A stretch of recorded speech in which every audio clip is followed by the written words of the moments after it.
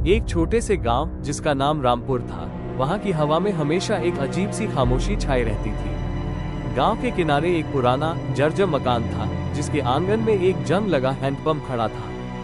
Handpump इतना पुराना था कि उस पर काई जम गई थी और उसका लाल रंग फीका पड़ चुका था। गांव वाले उस मकान के पास से गुजरने में भी कतराते थे, और खासकर रात के समय तो कोई उस तरफ देखता भी नहीं था।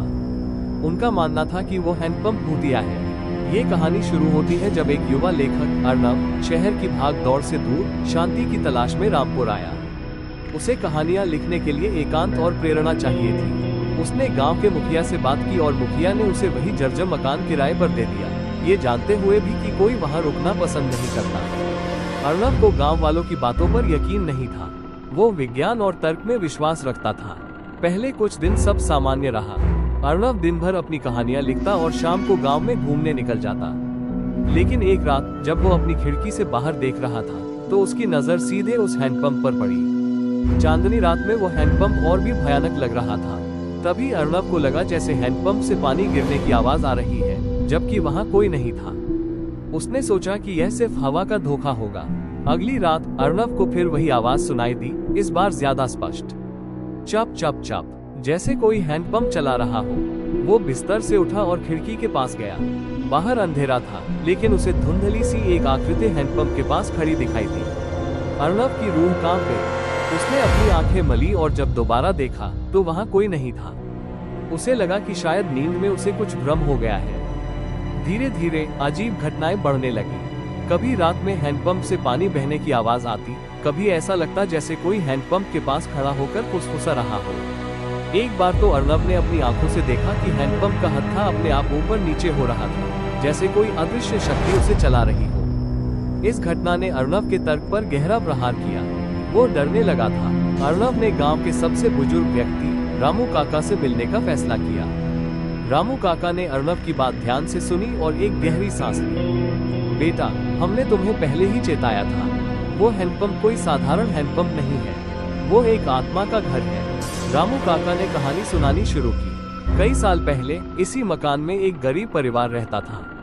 उनकी एक छोटी बेटी थी, राधा, जो बहुत प्यारी थी।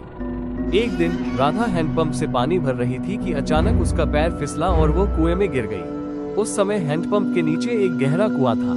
गांव वालों ने उसे बचाने की बहुत कोशिश की, लेकिन उसे बचा नहीं पाए। राधा की आत्मा उसी हैंडपंप में अटक गई। तब से जो भी उस हैंडपंप के पास जाता है, राधा की आत्मा उसे परेशान करती है। अर्नब ने रामू काका से पूछा, तो क्या राधा की आत्मा को शांति नहीं मिली? रामू काका ने सिर हिलाया। नहीं बेटा, कहते हैं कि उसकी आत्मा को तभी शांति मिलेगी जब कोई उसकी प्यास बुझाएगा। अर्नब घर लौट आया, लेकिन अब उसका डर और बढ़ गया था। उसे राधा की कहानी सुनकर बहुत दुख हुआ। उस रात उसने एक अजीब सपना देखा। सपने में राधा उसके सामने खड़ी थी, उसकी आंखें सूजी हुई थी और वो प्यास से तड़प रही थी। वो बार बार हैंडपंप की ओर इशारा कर रही थी। अर्नब की नींद खुली, उसकी धड़कनें तेज थी। उसने घड़ी देखी, रात के ठीक 3 बजे थे। उसे लगा कि उसे कुछ करना होगा। वो हिम्मत जुटाकर हैंडपंप की ओर बढ़ा। जैसे ही वो हैंडपंप के पास पहुंचा, वहां की हवा ठंडी हो गई और उसे राधा के रोने की आवाज सुनाई दी। अर्नब ने कांपते हाथों से हैंडपंप का हत्था पकड़ा। उसने पूरी ताकत लगाकर उसे नीचे दबाया। चप चप चप की आवाज के साथ हैंडपंप से पानी निकलने लगा। अर्नब ने एक बाल्टी उठाई और उसे पानी से भर दिया।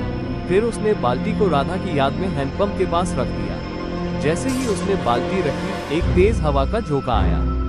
हैंडपंप से निकलने वाली आवाजें बंद हो गई। अर्नब को लगा जैसे किसी ने उसके कंधे पर हाथ रखा हो, लेकिन जब उसने पीछे मुड़कर देखा तो वहाँ कोई नहीं था। उसे एक अजीब सी शांति महसूस हुई, जैसे राधा की आत्मा को आखिरकार शांति मिल गई हो। अगली सुबह अर्नब ने देखा कि हैंडपंप पर जमी काई साफ हो गई थी और वो पहले से ज्यादा साफ दिख रहा था। गांव वाले भी हैरान थे। उन्होंने देखा कि अब रात में हैंडपंप से कोई आवाज नहीं आती। अर्नब ने रामू काका को सारी बात बताई। रामू काका ने मुस्कुराते हुए कहा, राधा की प्यास बुझ गई बेटा, तुमने उसकी आत्मा को मुक्ति दिलाई। अर्नब ने उस मकान में कुछ और दिन बिताए, लेकिन अब उसे वहाँ कोई डर महसूस नहीं हुआ। उसने अपनी कहानी पूरी की, जिसमें उसने राधा और भूतिया हैंडपंप की सच्ची घटना को लिखा। ये कहानी गांव में हमेशा के लिए अमर हो गई। एक ऐसी कहानी जो बताती थी कि कभी कभी आत्माओं को सिर्फ शांति और थोड़ी सी दया की जरूरत होती है।